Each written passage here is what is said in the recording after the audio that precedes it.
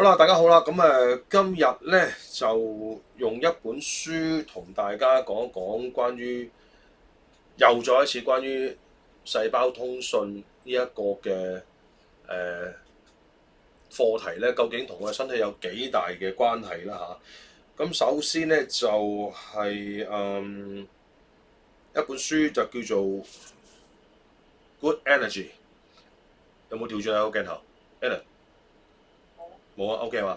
好嗱，我望住調轉咗，OK 唔緊要啊。嗱，呢本書咧就有少少古仔嘅，係少數咧喺較早前我提及一位美國嘅女性醫生咧，叫做 Dr. Boss and Annette 咧，好有 heart 咁同啲病人講關於藥物嘅問題，叫佢哋有啲藥物係唔好用，咁啊，但係事後就俾人哋告啦，令到 Dr. Boss 咧呢個朋友咧就被暫停佢嘅執業資格年多，非常之非常之有經歷啦個古仔，到到而家咧阿 Dr. Boss 咧就係一個積極教人去點樣去正確飲食啦，個正確飲食就係生酮飲食啦。到今時今日咧，都仲有好多朋友咧對於生酮飲食嗰個恐懼咧都仲有嘅但係我哋已經係不遺餘力講咗好多集關於脂肪對我哋身體嘅重要性啦。補充一點就係咧脂肪嘅重要性係講緊重要性啊，唔係要你多，唔係要你無止放的咁樣係咪啊？無的放矢咁樣去多，而係話佢個重要性，究竟你有冇食啱嗰個比例，食啱嗰個嘅需要嘅份量，繼而冇人話蛋白質唔重要啊嚇，蛋白質好重要啊，重要到不得之了啊，但係蛋白質係功能性嘅物質，佢唔係能量嘅來源。我哋嘅能源咧，我哋嘅能量係嚟自啲能源嘅。身體咧嚟自啲能源咧係嚟自脂肪。但係我哋而家現時都市嘅人咧，尤其是香港地或者美國早前講話嗰個速食文化咧，就引致到一個好大問題，就係大家食咗好多人哋俾我哋嘅嘢。我哋唔喺街市買嘢食㗎，我哋去超市買嘢食㗎，喺個貨架上去買嘢食㗎。買啲嗰啲速食咧fast food 係超級加工過嘅。所以咧嗰個食物裏邊嘅糖分咧，所有加工食物裏邊嘅糖分，你隨手可以睇到，根本超晒標嘅。每100 gram 嚟計咧，加工食物就唔會 under 10 gram 嘅。每100 gram 嘅嗰個總重量咧，佢 under 10 gram 都當佢唔係超加工㗎啦。好多已經係講緊16、7、20，甚至有啲係去到30幾啦咁嘅黐鬼線。所以咧，我哋個身體咧就慢慢就轉咗去用糖，轉咗用糖咧但係轉用糖咧個問題就係我哋又唔係勞動嘅人喎，你又真係用糖，但係又唔喐，所以個問題就好糾結啦。究竟啲人驚乜嘢咧？佢就唔係話有一個道理去驚一啲嘢嘅完全冇道理可講嘅，純粹係得個驚字嘅啫。我哋就希望充當少少呢個角色，就係話喂，擺翻清楚個位先。你嘅能量來源咧，唔係脂肪就係糖噶啦，或者科學點講就叫碳水化合物。你唔係脂肪就碳水化合物噶啦。咁究竟係乜嘢係會好啲咧？對我身體係脂肪，唔係糖咯。我哋唔係唔能夠用糖，但係你個比例係唔啱啊，即係太過依賴糖，跟住就唔夠脂肪嘅情況下邊咧，個身體就產生咗好多因為糖而引發嘅一啲後遺症。好啦，Dr. Boss 就去教我哋點樣去keto diet 啦，ketogenic diet 啦，生酮飲食啦。我都上去嘅網上課程啦，去了解得更加透徹啲啦。根據 Doctor 去講解。好啦，今日講呢本書咧，就另一個醫生，兼且係即係佢呢個醫生咧，就兼且係一個有一個好厲害，佢係即係同阿 Doctor Boss 一樣嘅。做醫生得嚟咧就唔係為咗份人工嘅，即係佢係做醫生得嚟咧，佢會有啲觀察一啲嘢，佢睇到咧個問題就係，喂，我哋原來咧我哋冇好嘅能量啊，冇好嘅能量，咁咩叫冇好嘅能量啊？咁冇好嘅能量，即係咧頭先我所講嘅，究竟你嘅能量係嚟自脂肪定嚟自糖分咧？呢個已經係問題啦，呢個係第一個好重要嘅問題。好啦，但係咧，當呢個邊個咧？呢個就係 Doctor Casey 啊，Casey Casey means Doctor Casey 咧，佢就話俾我哋聽咧，究竟我哋嘅身體咧病係嚟自咩原因咧？咁樣咁好多時候咧，我哋就會認為咧認為病咧就係我哋唔好彩即係惹到咁樣。咁我就相信咧，病咧其實有個原因嘅，個原因咧就嚟自咧我哋嘅管理得唔好。我哋咧成日咧就點咧，就跌一個陷阱嗰度嘅，或者依賴啦。呢個依賴都係一個陷阱嚟嘅，即係叫我哋依賴。我哋好多時咧每一年做一次啲驗身報告咧，如果有朋友係好注重健康嘅，年年都驗身嘅話咧，咁係咪等於咗冇一定 OK 咧冇事咧？並不係嘅。佢係睇啲指數咧，嗰啲指標咧，佢究竟自己有冇跌離開咗個範圍，就為之叫做有冇病，或者有冇好嘅體魄。其實呢一個咧，往往咧都係已經係醫生介入嘅時候嚟㗎啦。當我哋啲數字離開咗嗰個範圍咧，即係唔合格啦，通常係超高啦低係少啲嘅，絕大部分係超高。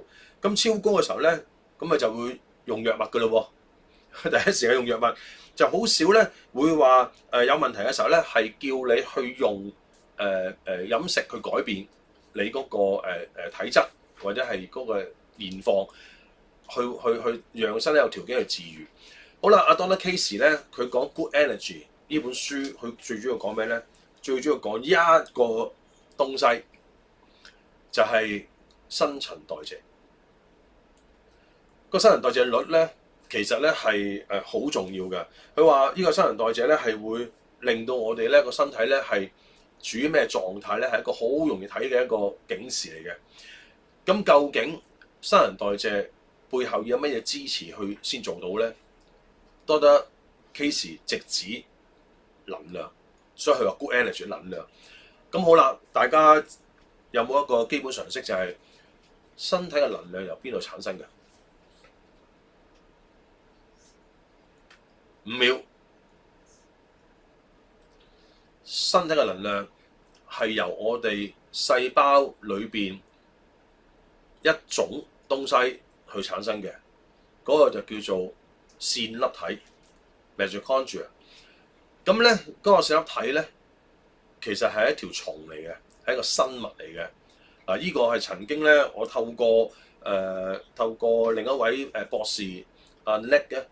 即係提過佢嘅著作咧，係關於線粒體嘅一個好幾本著作裏邊咧，佢提到線粒體個古仔咧，其實係遠古嘅時候咧，我哋即係單細胞生物咧，未有咁複雜嘅時候咧，呢件事未發生嘅，係當咧有一啲嘅生物咧，去進入咗另一種生物嘅細胞裏邊之後咧，去負責某啲工作，咁令到大家相宿相棲，咁啊產生咗一啲複雜嘅細胞。咁呢個就係即係我哋動物咧，嗰個能夠通過陽光通過食物呢啲嘅元素之後咧，就能夠產生我哋自己嘅一啲需要嘅東西去維持我哋嗰個軀體嘅活動。咁呢啲嘅線粒體咧，其實係遠古嘅時候咧，係一個獨立嘅生命嚟嘅嚇。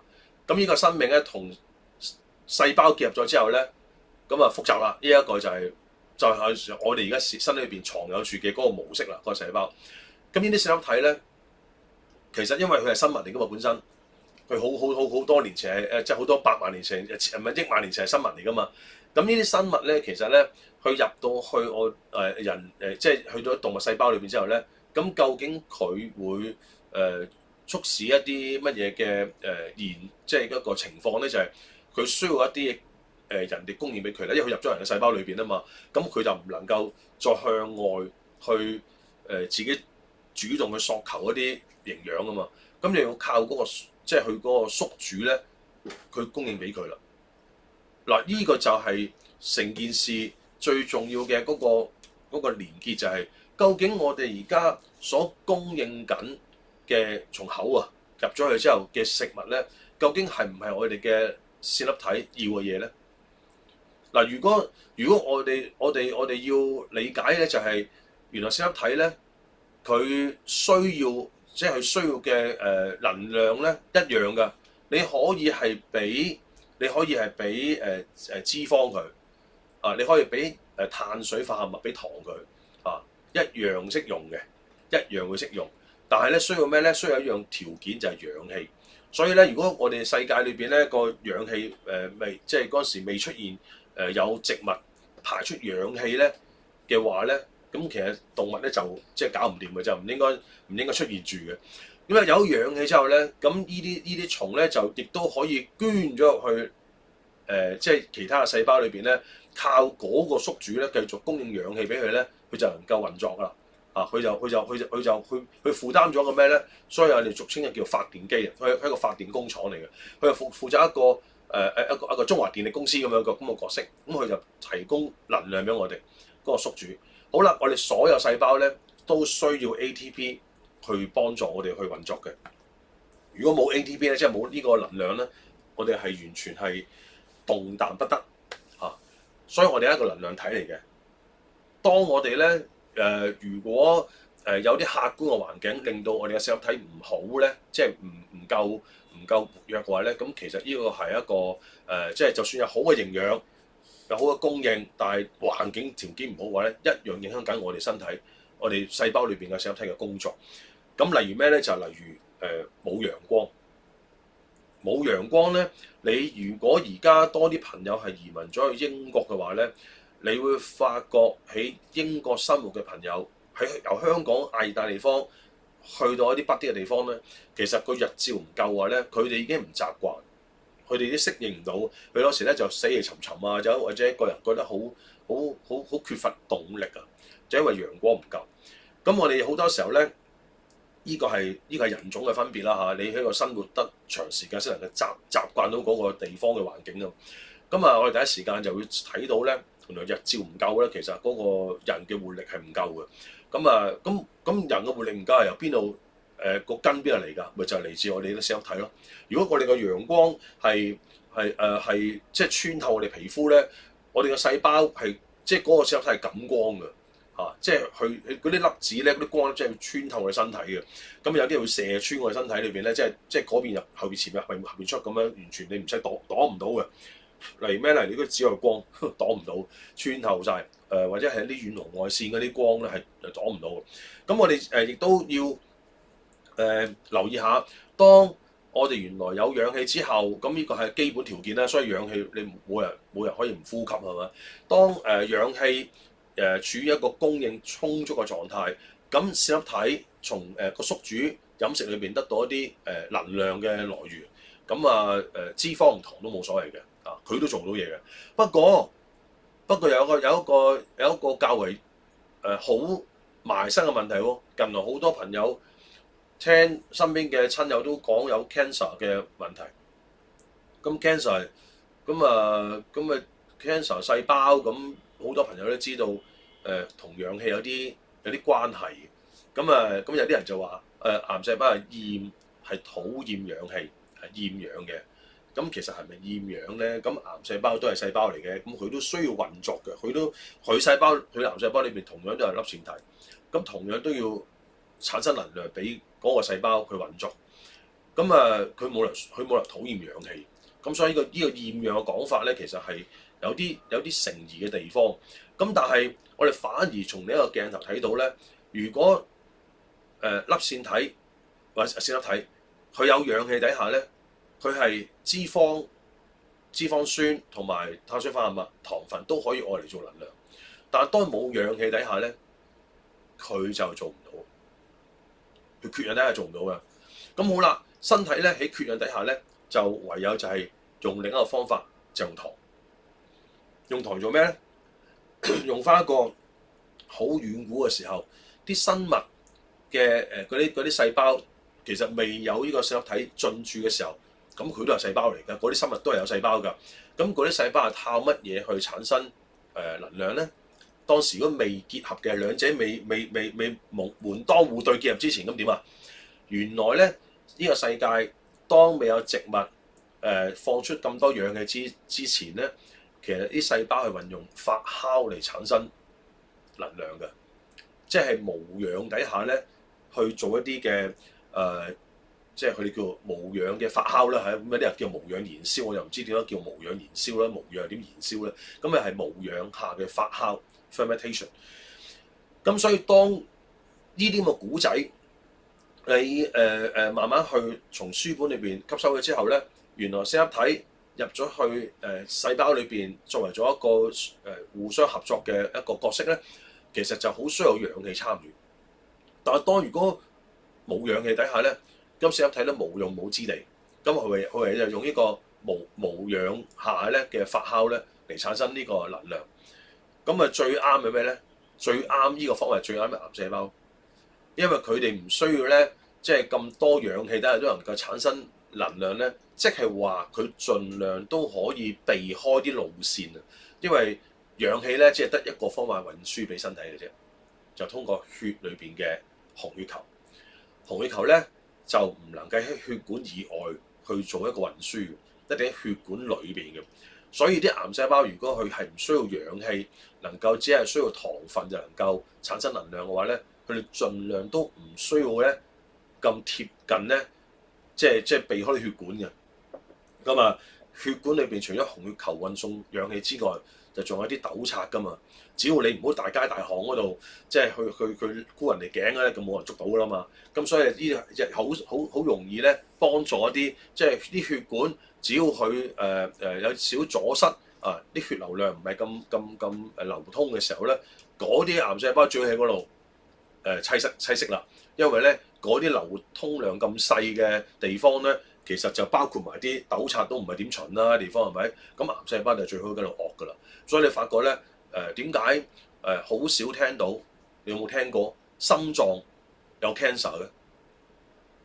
心臟冇 cancer 嘅咧，即係血不斷喺度經過啊，都冇條大路都係嘰嘰聲做嘢嘅，啲血係咁通過嘅。咁血管裏邊即係咁流通量咁高嘅地方咧，冇 cancer 發生嘅喎，冇啊！你冇聽過有心癌嘅喎，係嘛啊？咁啊其他地方都有啊，係咪？心啊冇嘅。咁所以呢個就係可以去有一個好有條理嘅觀察咧，係睇到咧，哦原來咧四粒體咧係需要氧氣。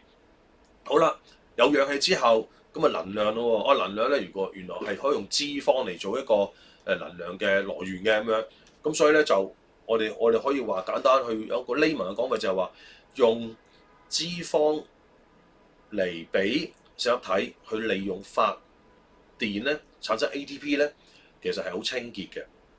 好似我哋而家行啲街啲的士咁樣咧，我哋唔用柴油的士咧係好清潔嘅。佢嗰個天然氣咧係乾淨好多嘅。用糖嚟產生能量咧係好多廢物嘅。即係如果油渣的士一樣啦。或者以前含鉛嘅汽油一樣啦。咁係會產生多啲排泄物。咁啊身體會多啲會負擔。咁有毒素自然要排咧，污糟嘢自然要排啦。咁所以咧身體係多咗啲負擔，做多啲嘢啊嘛。好啦，咁呢個咧亦都係即係喺一個咁嘅展述底下咧，阿多啲 case 咧去睇到原來好多病咧同乜嘢關係咧，就係直指向原來你嘅四粒體咧當咧冇條件有效地生產能量嘅時候咧，呢個 ATP 咧就會疾病嘅開始就係由嗰度觸發㗎啦。咁你話哦咁啊，咁所以你頭先聽話心臟，你即係抄下，你可以自己 Google 下心臟冇心臟癌症嘅 OK。咁因為原來咧，當四粒體咧係有充分嘅氧氣咧，其實佢有好有效去發電咧。其實當一個能量足夠嘅時候咧，個身體係唔會病嘅。或者我哋補充下就係，就算係病，都嗰個復原嘅嗰個時間啊，效率好高啊！呢個就等於咗我哋細個嘅時候咧，我哋從咩睇到呢個現象咧？就係喺我哋嘅手手腳腳，喺細個時候整親咧，嗰個好翻嘅速度咧，係遠遠比我哋即係而家年紀大嘅時候咧係快好多嘅。呢個係你可以用翻自己嘅經驗去體會呢件事。咁點解後生嘅時候會咁快好翻？因為後生嘅時候個個都即係焚化爐嚟噶嘛，即係好精力充沛啊！即係玩少陣都唔得噶嘛嚇。你好少朋友係唔喐嘅，即係你嗰個林黛玉嗰啲咧，即係好細個就唔喐嗰啲咧，就一定係百病纏身嘅。喐嗰啲朋友咧係即係好難有病嘅。咁呢個就係我哋細個嘅時候咧，即係活唔活潑咁咧，啲子女都係啦。活唔活潑就係睇緊個健康狀況係點啊嘛。冇活力咁，都係一定係差好多啦。咁呢個就係睇到連傷口好都好快過人嘅。呢個就係一個道理啦。咁引申咧就係咧，咁身體咧咁因為我哋仲有啲細胞嘅分別嘅，好多嘅細胞咧造成唔同嘅器官咧。咁我哋都要明白下咧，就係身體嘅細胞咧就各有唔同嘅，好多功能嘅。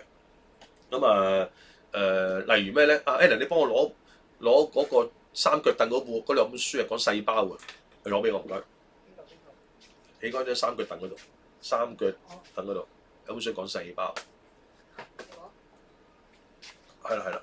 嗱，咁咧呢一個咧就係呢一個係我今次啱啱去幾日台灣咧，就去誠品又去朝拜下誠品啦。咁咧就買咗本圖書翻嚟啊。呢個我較為中意就買啲即係細路仔睇得明嘅嘢，即係嗰啲卡通嗰啲嘅咧圖書。咁通常啲圖書咧就即係我哋專係仲要揀係日本人寫嗰啲，因為日本人即係做呢啲嘢咧做得好細緻，同埋好有趣啲公仔。咁佢話俾你聽咧，細胞圖鑑就係身體所有細胞咧都有唔同嘅角色，有唔同嘅運作時間。所以咧就唔係一樣嘅，唔係一式一樣嘅。咁我哋啲細胞咧，當咧如果得到好嘅條件咧，咁佢能夠做到應該做嘅嘢啦。好啦，最重要就係當我哋要睇到話究竟阿斯出現嘅時候，究竟點解幫咗我哋咁多嘢咧？而我哋又覺得好似好神奇咁咧？咁我哋就嘗試咁啦。神奇唔係阿斯我哋應該褪一步講，神奇嘅地方係本來我哋嘅身體就充滿咗呢啲治癒力。呢啲治癒力咧，全部都要使一個貨幣，就係 ATP。身體所有嘅治癒力都要由呢個即係健康貨幣，即係使呢啲錢咧，有錢先能夠有健康嘅咁，但係唔係有我哋荷包啲錢，係有 ATP。當我哋冇 ATP 咧，冇 ATP，我哋根本就驅動唔到嗰個治癒嘅嗰個循環出現。所以我哋唔會唔病，我哋唔會話完全話追求一個完全冇病嘅軀體，因為我哋冇可能避免感染啦。我哋冇可能避免有時食錯嘢啦。咁呢啲係我哋間唔時可以清一清啲問題，發一發病。中國人有句説話叫小病是福，就咁嘅意思。咁但係發病，因為我哋有足夠嘅銀兩咧，所以就好快咧就係有錢使得鬼推磨，咁身體就好快就產生治癒能力，處理到問題。處理問題嘅原因係咩咧？因為有呢啲咁嘅使費。咁當我哋咧，如果你冇咗呢一個觀念，你以為營養跳上第一級就係話，我以為營養好重要。咁營養其實係愛做咩嘅？營養會去翻下邊咯，啲營養咪就係令到細胞愛嚟用嚟產生能量嘅一啲元素咯。咁當我哋食物裏邊嘅元素係而家有缺少嘅話咧，咁就好大件事嘅咯。好啦，首先咁為咗咧就俾大家有一個充分嘅興趣咧，聽以下嘅一啲分享咧。首先我就俾大家睇一睇一個Doctor Case咧。喺佢嘅序裏邊咧，都寫咗一個好重要嘅一啲嘅指引啊，係關於咧我哋身體裏邊咧有啲乜嘢係我哋一定要首先要產生到即係連結嘅，先能夠令個細胞健康喎。佢咧就呢度咧喺佢嘅呢本書嘅第11頁咧裏邊咧就開始咧講咧幾大點。咁好啦，咁我哋為咗簡單起見咧，我就話俾大家聽第一點就係講 make proteins 製造蛋白質啦。嗱，呢個咧係諾貝爾生理獎咧2006年咧即係嘅一個得獎嘅發現嚟嘅嚇。我哋咧有個叫做中心法則嘅東西，就係咧原來身體咧你維係住乜嘢嚟去生存嘅咧就係蛋白質啊。如果你唔識做蛋白質咧就瓜得啦真係。好啦，跟住咧蛋白質咧其實要有一套百科全書去做嘅喎，要一套食譜去做嘅喎。所以咧我哋嘅身體咧係要仲有一樣嘢係不斷做緊嘅，時不時係做緊嘅，就係要突擊偵察下我哋身體有冇啲傷害。呢啲傷害咧係令我哋咧避免咧喺複製我哋細胞嘅時候咧嗰啲 DNA 唔好錯。嗰啲 DNA 錯咗位咧，咁就大件事啦。咁嗰就叫 replication 啦，即係我哋複製個 DNA 裏邊咧，我哋常常聽人講係嘛，複製 DNA 裏邊嗰啲裏邊嗰啲，所以叫做個鞋帶扣，個鞋帶頭咧叫做嗰啲端粒咧斷咗係大件事咁樣。你複製錯咗仲大件事啊，唔係淨係鞋帶扣咁簡單啊。所以咧好多時候咧，即係我哋係要抽絲剝繭，由一個一步步去睇上去。首先係你做唔到蛋白質，你做得唔夠速度咧，你身體就唔夠用啊！蛋白質係嗰個結構啊，係嗰個功能嘅一個單位嚟㗎。你冇咗呢啲咁嘅物質單位咧，你做唔到嘅。咁跟住咧就要確保咧複製呢一個蛋白質嗰套嘢咧，嗰套百科全書唔好錯喎嚇，要確保細胞繁衍出嚟嘅時候咧，一開二開四咧，即係唔好錯咗套食譜，咁你蛋白質先做得啱㗎嘛。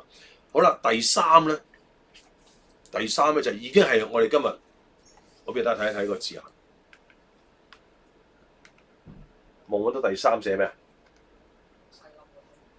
啊？近啲，約摸睇到係嘛？唔夠清啦，算啦，我讀俾你聽啦。Cell signaling。第三點就係話俾你聽，細胞同細胞之間咧個活動咧，因為頭先講蛋白質要由 DNA 個食譜去控制住點樣砌，但係粒細胞要識砌，要行出第一步，就要首先係要收到 order。即係如果假設你唔叫我做，我唔知點解我會做。我真係呢個係一個問題，係好簡單嘅問題嚟嘅啫。總係第一因㗎，邊個叫你做？咁如果你話無啦啦會做，咁你會做邊隻蛋白質？身體咁多蛋白質，咁多種細胞，頭先所講細胞圖鑑，身體裏邊咁多細胞，究竟每一種細胞都有一啲特別嘅地方，佢需要嘅蛋白質都有啲唔同，功能性、結構性。咁究竟無啦啦開工，你做邊隻蛋白質？如果冇 order 嘅，咁啊點解你會做？有 order 都唔做就問題啦，冇 order 又會做都係問題喎。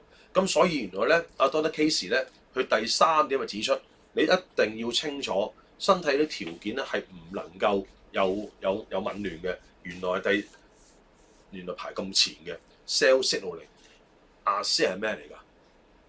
阿斯係由一早出現喺個市場上嚟講，就係講緊 cell signaling 嘅一啲 molecules。邊個？你等啦。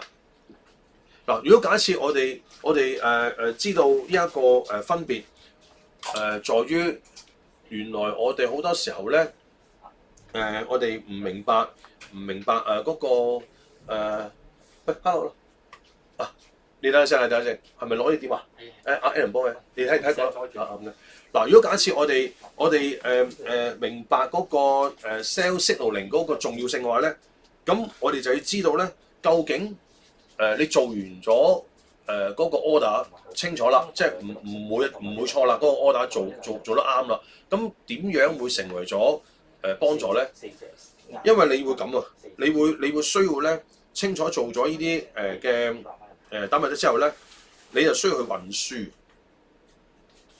去運送啊。嗱，運送咧又好重要啊，因為所有細胞咧，所有細胞都係所有細胞都會有一個角色去做單物質，幫手做啊。即係話今日身體裏邊咧係好多需要嘅單物質，係多到不得之了。咁如果係需要做單物質嘅時候，究竟佢用乜嘢指令去做咧？溝通。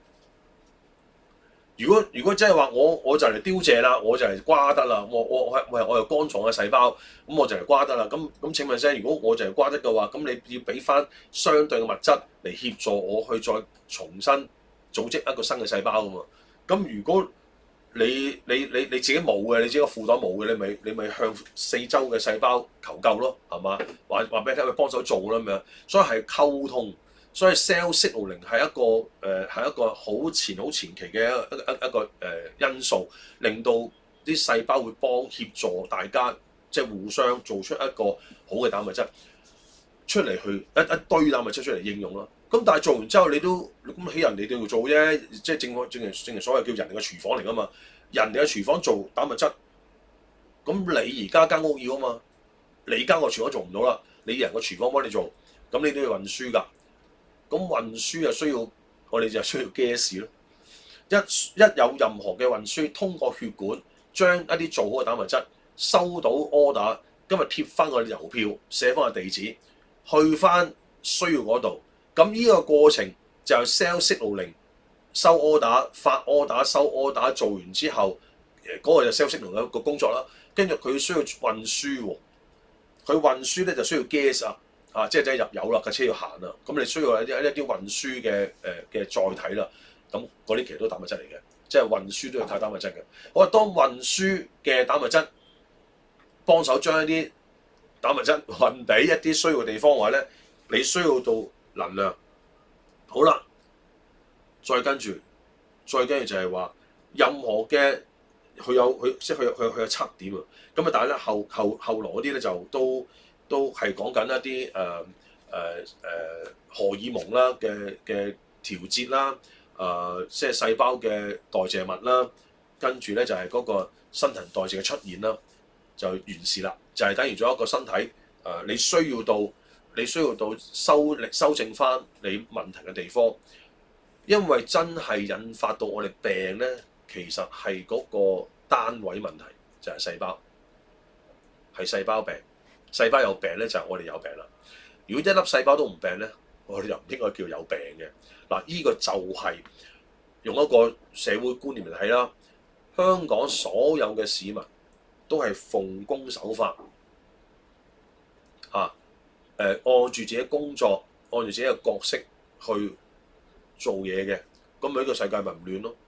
但係好多時就係你嘅身體有咁多嘅市民。咁佢哋有冇亂到咧？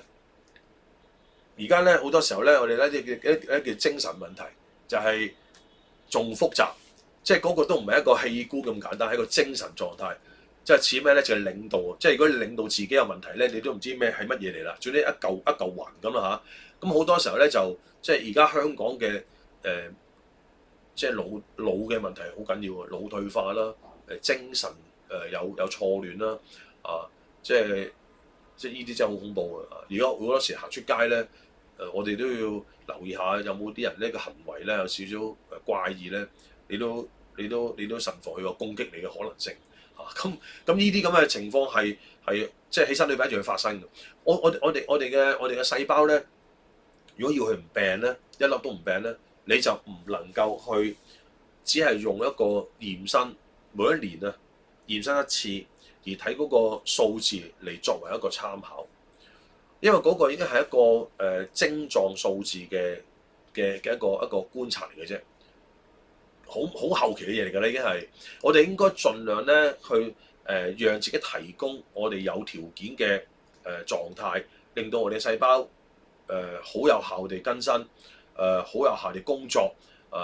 同埋可以同其他細胞協作，咁呢啲都係咧好重要嘅一個關係。嗱，首先當我哋睇咗阿 Donald Casey 講呢一個少少嘅部分，咁我會俾大家知道喎。Donald Casey 本書幾時寫嘅咧？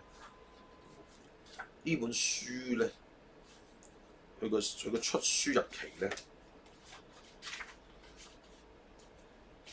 時，就唔係好耐嘅啫。2024年好新，2024年出嘅呢本書。咁咧就呢個係我其中一本咧賣得好快嘅書啦，即係因為我每一個星期咧都睇好多唔同嘅 YouTuber 咧嘅分享。咁我都曾經講過啦，其實就即係我唔係啲乜嘢叻嘅人啦嚇，我只係肯睇嘢嘅人啦。咁我就睇咗好多唔同嘅 YouTuber，尤其是咩咧？尤其是外國嗰啲。香港嘅 YouTuber 咧就略嫌有陣時咧有啲嘢就係好後先講，即係講到爛晒都仲講到可以，因為可能嗰個即係嗰個資訊嗰部分咧學術性嘅嘢咧就其實冇咩人睇，咁啊變咗好多時候咧啲片咧啲 view 數好低嘅，即係你講有幾萬人睇好勁嘅啦已經。幾萬就好誇張，但係咧外國啲 YouTuber 咧講健康嗰啲咧，就條片咧下下都過百萬嘅，咁仲加上咧喺有份量嘅片咧就冇條片短嘅，所以我哋咧就已經有一個可以斷到症㗎啦。所有朋友同你講話可唔可以簡單啲啊？如果佢一問你話一講健康簡單啲咧，就即係呢個人咧已經係病緊㗎啦。因為邊有簡單嘅啫？如果簡單嘅咁，應該你大學畢業攞幾個學位啫嘛，係咪先？咁簡單嘅嘢，邊有呢個世界邊有咁簡單嘅？咁簡單唔使讀咁耐呢啲書。咁好多時候咧，呢個資訊咧要表達清楚咧，下下我睇外國啲 YouTube 片咧，全部都過1個鐘2個鐘，個半鐘都叫短啦已經。咁但係因為咁嘅緣故咧，我就睇到多啲 case 嘅分享。咁我就即刻喺亞馬遜，香港都冇啲咁嘅書局，咁啊即刻喺亞馬遜買翻嚟，咁啊就睇到即係裏邊嘅內容咧，咁啊好重點，仲要加埋咧，佢有提到 cell signaling 嘅一個問題，咁令到我就會想將 ASEA 嗰個技術就去帶俾大家睇到。咁點解 ASEA 嘅技術係咁重要咧？對於我哋而家現時嘅健康問題，因為你會清楚，你食所有嘢入身體，哪怕你呼吸得好好都好啦，其實你都係一啲係前期嘢嚟嘅啫喎。你究竟有冇最終嗰個產物？你有冇最終產物？咁咩叫最終產物咧？就係即係你翻工一樣啫。你見工嘅時候，個老闆同你講好多咩員工福利啊，又咩放假啊，又咩個位啊幾好㗎，張凳啊好護脊啊咁樣。咁佢係唔講人工幾多錢。咁我都唔知你翻唔翻份工好嚇。最終產物就係翻工就係出份糧，身體同一樣。你最終產物係乜嘢？最終產物就係 ATP。如果你最終產物係冇 ATP 嘅話咧，即係冇用，即係你冇 gas，即係冇gas 咧冇使用嘅啫，即係冇 gas 用。嗱，我哋要知道點解有啲朋友又會好推崇運動，運動就會健康㗎啦，唔得食埋乜嗰啲嘢咧咁樣。咁咧我聽得太多啦呢啲，有啲朋友係講運動講得好勁嘅嗰個份量，但係問題就係你運動使咩 gas 嘅？你運動同樣要出糧，如果唔係你喐唔到嘅，你冇能量，你冇 ATP 點喐啊？所以咧我哋要知道咧，原來咧當食得好，其實就點解要有一啲地方要指引邊度先能夠叫做好咧？就係首先你要清楚，因為我哋細胞裏邊嗰粒線粒體其實係條蟲嚟嘅，即係話同我哋成日講腸道嘅益生菌咧，即係唔好益生菌，益生菌呢個名詞係佢哋作出嚟啫。即係我哋嘅腸道嘅生物咧，嗰啲微生物咧係有關係。Mitochondria 線粒體都係微生物，不過喺細胞裏邊一堆嘅，即係越需要多能量，即係譬如心臟啊、腦啊嗰啲細胞係好多線粒體嘅嚇。咁有啲地方係少啲嘅，有啲細胞，因為細胞有唔同嘅角色噶嘛。咁線粒體嘅多寡都有分別。咁但係腸道嘅微生物咧，又係微生物，佢哋微生物係需要食乜嘢嘅咧？嗱，呢個就有關係啦。我哋嘅微生物其實係本來係喺外邊，喺個世界度存在咗嘅。你知唔知道線粒體裏邊都有 DNA 嘅？我哋喺書本裏面睇到咧就線粒體係有自己 DNA，我哋嘅細胞核裏邊有我哋自己 DNA， 即係我哋同佢咧係同一時間有兩套唔同嘅 DNA。不過人體細胞嘅細胞核裏邊嗰套咧就粒粒一樣，線粒體咧都係一樣，佢有佢自己嗰套。咁佢有佢自己嘅 DNA，咁即係話佢都會繁衍嘅。如果佢有好嘅條件咧，佢會就住間屋啦，個細胞裏邊有幾大，有冇空間，咁咪再自己再即係繁衍多啲咯。咁線粒體多有冇問題啊？咁啊空間太逼佢咪多唔到咯啊！但係如果需要嘅話咧，個細胞都會有嗰個特性啊嘛，去遷就嗰個大細又唔同啊嘛啊！所以你話最多線粒體嘅 DNA 最多線粒體嘅細胞係邊啲細胞啊？例如卵子咯。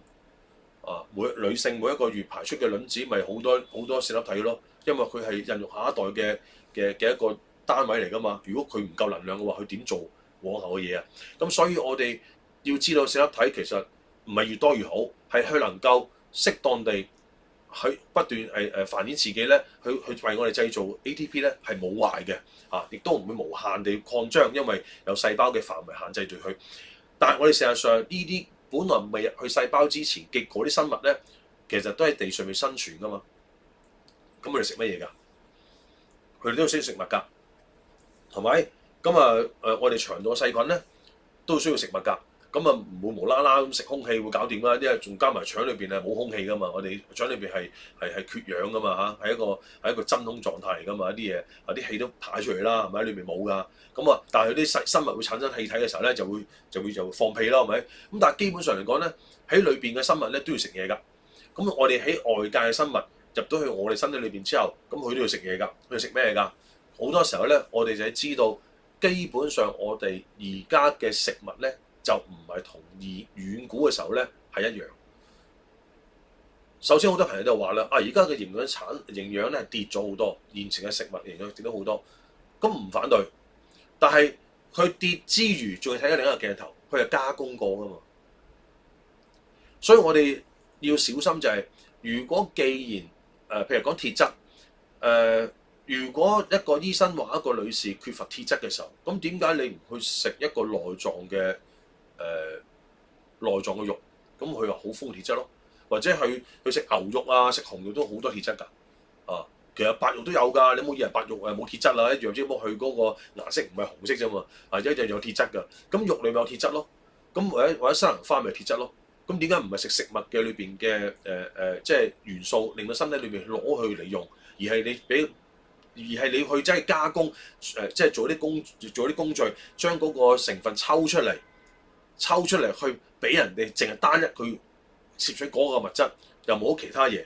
咁我哋顧一萬漏萬啦，即係話如果假設我哋成日都要，本來我哋都係生物嚟嘅，本來喺生物嘅生存之道就係話佢係依賴呢個世間上面嘅食物鏈，一層食一層，以至到我哋能夠傳到今時今日。但係我哋去到文明嘅時候咧，就係開始就將啲嘢加工，將啲嘢改變咗佢，人工基因改造，令到啲人唔同咗。咁我哋嘅身體咧，其實咧就好似唔係好適應到呢啲改變。咁所以有營養學家嘅即係一個生物學家、細胞學研究嘅學者，佢哋會用個舉例，我覺得幾好嘅一個意思就話，如果由遠古個世界有人類開始萌芽咗一啲即係係啦，我哋嘅祖先去到而家一刻鐘，你當一個鐘嚟計啦。你當一個鐘嚟計啦，即係一個鐘就60分鐘，即係一個鐘嚟嘅啫。即係成個時間壓縮成為一個鐘。而家我哋食緊嘅嘢咧係1-2秒咯，1-2秒先至發生嘅嘢嚟嘅啫。即係已經係俾多佢啦。其實係好短時間嘅啫。即係人類其實係59分59秒嘅時間都係食緊以前嗰啲而家冇嘅嘢。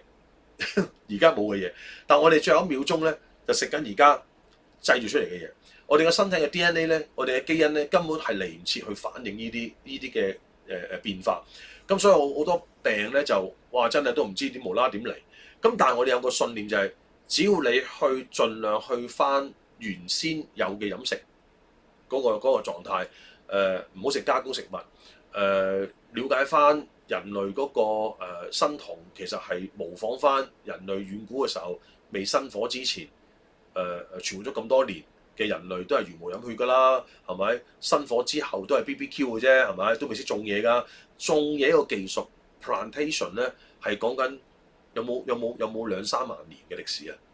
如果你有2-3萬年都喺成個鐘裏邊都係拉比嗰秒鐘嚟嘅啫，都唔夠啊！1秒都冇啊！咁即係話我哋人類咧識種嘢嘅呢一個技能咧，其實都係引發我哋去食而家嘅農作物咧，都係1秒，即係成個歷史裏邊1個鐘嘅歷史裏邊1秒都冇。咁所以我哋嘅身體咧，其實係適應緊呢啲嘅物質。咁幸好就因為如果從地所出嘅嘢咧。即係如果真係話充分地通過泥土去培養出嚟嘅東西咧，其實因為有陽光、有泥土裏邊嘅微生物，所以咧出嚟嘅東西咧，呢啲植物咧都係我哋身體能夠處理嘅。但係好可惜，而家我哋好多嘢都係基因改造嘅咧，都唔係天然㗎啦。嗱，呢個係一個少少嘅一個即係非常好需要處理嘅問題。好可惜，好多人都冇去理飲食嘅問題，就衝咗去講保健品。所以我重新再強調一次，就係話營養保健品其實唔係食物嚟㗎。我哋冇可能咧離開咗呢個原先嘅跑道，佢淨係補充營養補充品就以為係會健康。呢一個係商家用嘅手法。好啦，跳翻去我哋講阿斯亞嘅嗰個問題，點解阿斯亞又會係我咁長時間去推動嘅一個用品咧？係因為頭先我哋強調講咯，你最終嘅產物乜嘢啊？最終嘅產物係令到身體運作到，係拎嚟運作噶嘛，我哋先能夠係成為咗而家活生生嘅一個軀體啊嘛。所以我哋唔能夠冇咗，譬如話氧氣，你冇氧氣幾耐會死啊？咁我諗應該一般人嚟講，就算閉氣30秒都好辛苦㗎。閉氣1分鐘應該都好頂呱呱㗎啦，所以焗死你都唔使2分鐘嘅應該。咁我哋斷氣好簡單嘅啫，冇氧氣好快嘅啫。咁但係我哋身體裏邊咧有啲嘢我哋裏邊運作嘅，即係細胞同細胞之間嘅溝通咧，其實係嗰啲叫細路分子啊嘛。嗰啲細路分子咧，其實係從邊度嚟嘅咧？其實都係從食物嗰度得翻嚟，食物得翻嚟㗎。因為細路分子其實係乜東東嚟嘅咧？如果我哋通過一個文章，我俾大家睇睇一個資料。我打開俾你睇下啊，你等等。OK， 好。嗱，大家望一望熒光幕。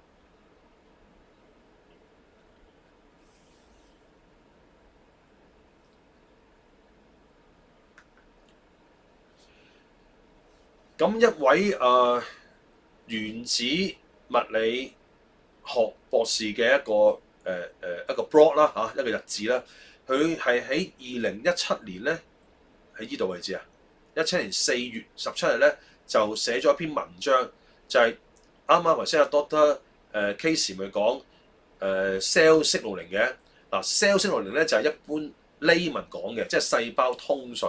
但係咧喺生化嘅學術層面嚟講咧，cell signal 其實即係指 redox signaling。redox signal 就係咩？就係氧化還原，就係而家我哋香港啊 DSE 啊中學咧初中階段都有讀過嘅都有讀到嘅呢個一個範疇氧化還原嘅一個反應。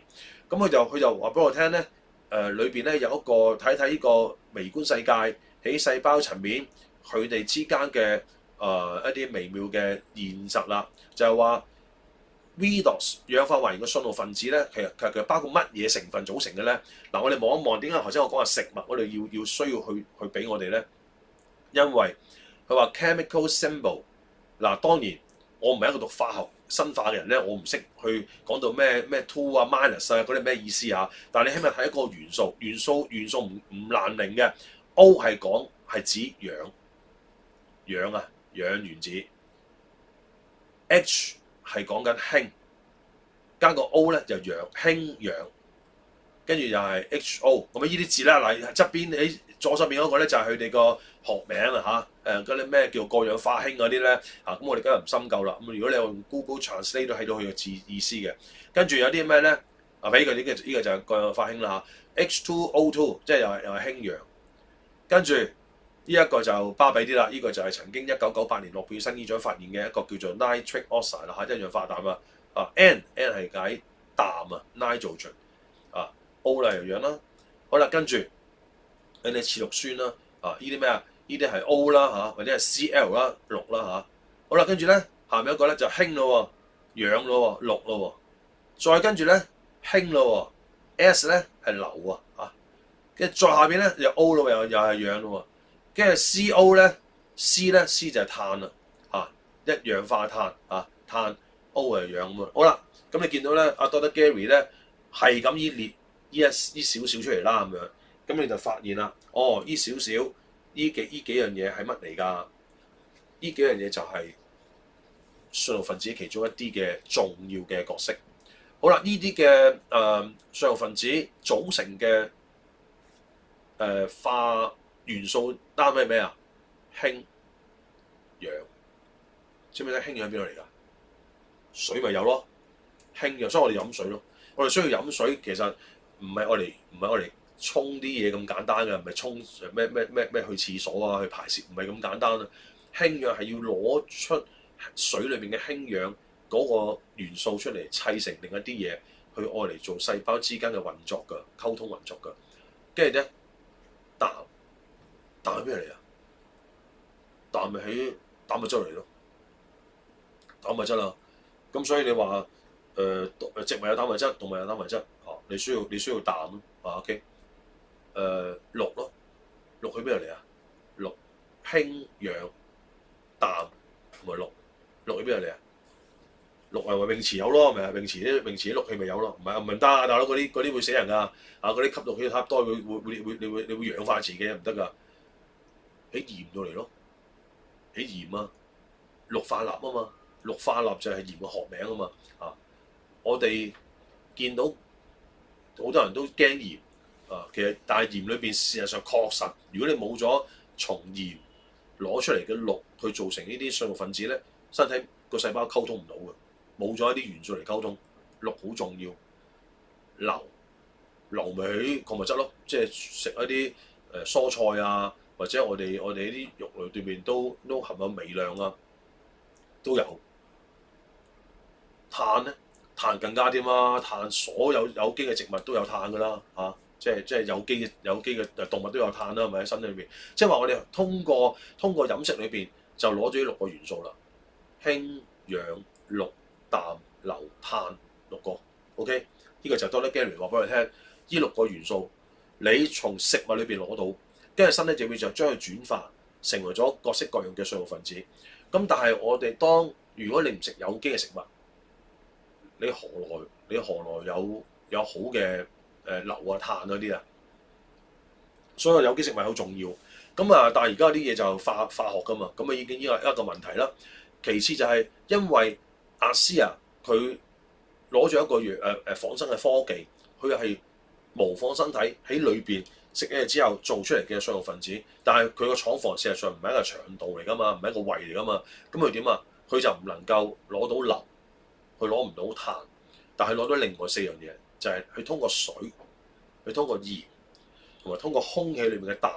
空氣裏邊啊有氮氣噶嘛，空氣裏面嘅氮，佢通過呢3個來源咧，佢能夠模仿身體去做翻同我哋最終結果食完一大爛餐嘢之後，自己製造出嚟嘅信號分子係一模一樣，不過係嗰4個元素，佢冇硫冇碳。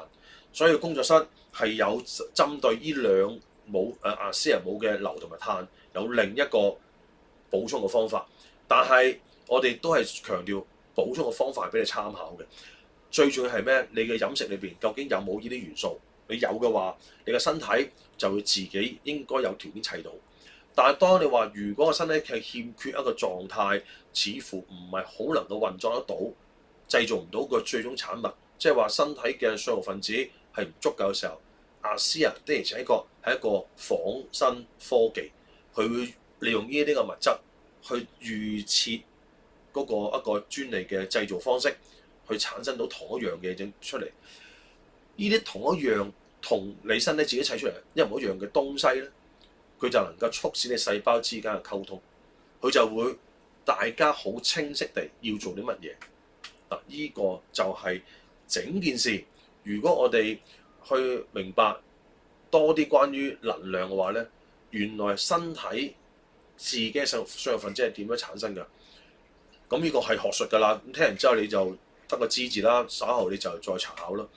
當我哋身體線粒體去產生能量嘅時候咧，嗰個 ATP 咧係點嚟㗎？係一個叫做黑市循環，或者叫檸檬酸循環，佢就會產生呢啲嘅 ATP 相分子，就係喺個黑市循環嘅過程裏邊咧，連隨產生埋出嚟。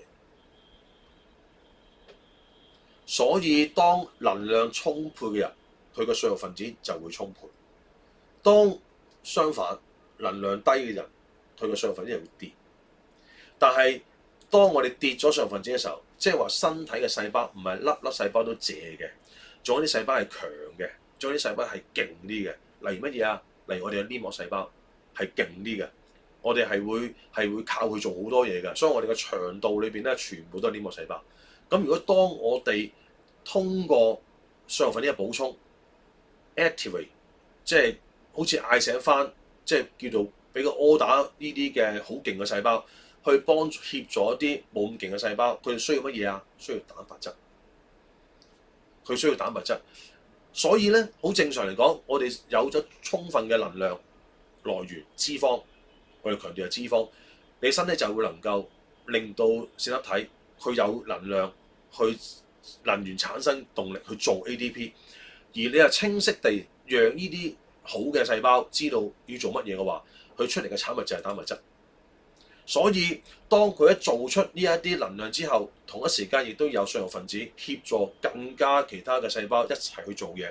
阿斯啊，只係出現咗喺中間個位置，就係話，當你唔夠相容分子嘅時候，的而且確而家有一個咁嘅技術去補充翻。呢一樣嘢係你喺條街嗰度問50個講緊營養產品嘅人都唔識嘅嘢，因為只要你唔睇書，只要你唔睇外國 YouTuber 講嘅嘢，你就唔會識。我哋就係叫做有陣時叫圍爐取暖，你講嚟講到三幅被，所以我哋咧俾最後一個資料大家睇多一眼咧嘅資料嚇，即係呢個資料其實就都喺網聚裏邊咧曾經出現咗幾次㗎啦。不過咧都讓大家再睇多一次啦。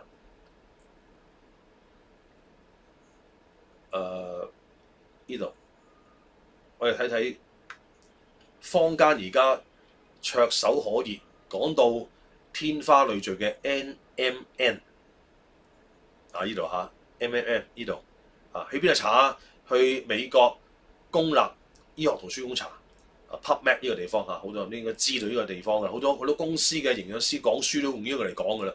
但係咧 NMN 唔知有冇呢個嚟講咧？留意下，由1955年開始，呢度1955年開始已經有人開始對呢樣嘢研究啦。55年喎，我諗啲朋友未出世啦嚇。好啦，佢到而家2026年，暫時依短時間，總共有幾多篇嘅研究論文咧？1978篇，1978篇。好啦，即係2000未到。咁但係你知唔知道 redox signaling 有幾多篇咧？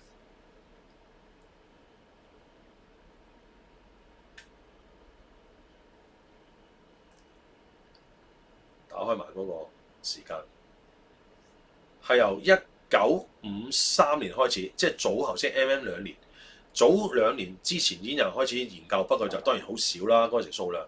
去到而家咧，總共有46,294篇嘅學術論文係關於 redox signaling， 即係 cell signaling 嘅一啲嘅研究。好啦，所以咧，如果假設大家對於你自己健康係好着緊嘅朋友，請你要留意、小心留意坊間而家所講嘅營養知識或者係健康知識，因為好多嘅推手，因為背後係一個公司去希望運用宣傳多啲 KOL 去講，去令到嗰個銷售咧會得到一啲嘅即係增長㗎嘛。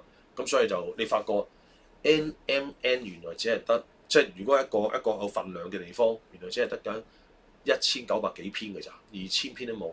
但係啲香港啲講得咁痕嘅，喂，個個都好似唔識，好似好落後咁樣。但係你 PubMed 有49000幾篇嘅 read-only signaling 又唔見人講嘅，呢個就係一個現實，就係根本上我哋香港仔嚟噶嘛，即係我哋香港嘅人嚟噶嘛。我哋記得一個事件嘛，應該有啲人都知啩。美孚新村曾經有一班太太們，即係我哋叫師奶啦，係咪？美孚新村嘅樓係由佢哋炒起噶嘛。其實唔需要外邊去炒佢嘅，佢只要裏邊有人炒咧，就嗰樓價起㗎啦。佢哋自己有個生態嘅，有個 ecosystem 嘅。所以同樣嘅營養保健品嘅世界，好多時候啲嘢係炒出嚟嘅啫，即係做出嚟嘅啫。只要學術嘅領域都唔會話冇假嘅，學術都有假嘅地方嘅。而家好多時候咧，啲資金咧去到無遠弗屆嘅，都會審啲落去研究界度咧，叫喂你寫啲嘢出嚟啊，推我哋隻嘢咁樣。但係如果你假設你諗一個好搞笑嘅地方就係 sell signaling、read signaling， 其實個市場上嗰度唔明都唔識嘅，唔知咩嚟嘅，有幾多產品啫？如果真真正正係 sell signaling 得一間公司就叫雅思啊！你唔見佢賣到好勁，冇啊，冇乜人識㗎。咁但係如果冇乜人識嘅話，咁啲人何來要使錢去做呢啲嘢啫？邊有能力一間公司去使錢令到個市場做幾萬份呢啲嘢出嚟啊？冇可能嘅，即係呢個資金實在太大開支啦，做唔嚟啊！你試下咁講啊，近來嘅消息話，譬如小米啊，小米 SU7嗰個話紅寶石節評分春色嗰部車嗰個團隊都解散咗啦。係嘛？當時講到話賣月售過萬幾千部嘛，即係開售量成萬部，但係你月售成3000幾部嘅嗰個團隊而家都解散咗咯，冇可能支持到嘅一間公司。就算你點講都好啦，都係吹噓。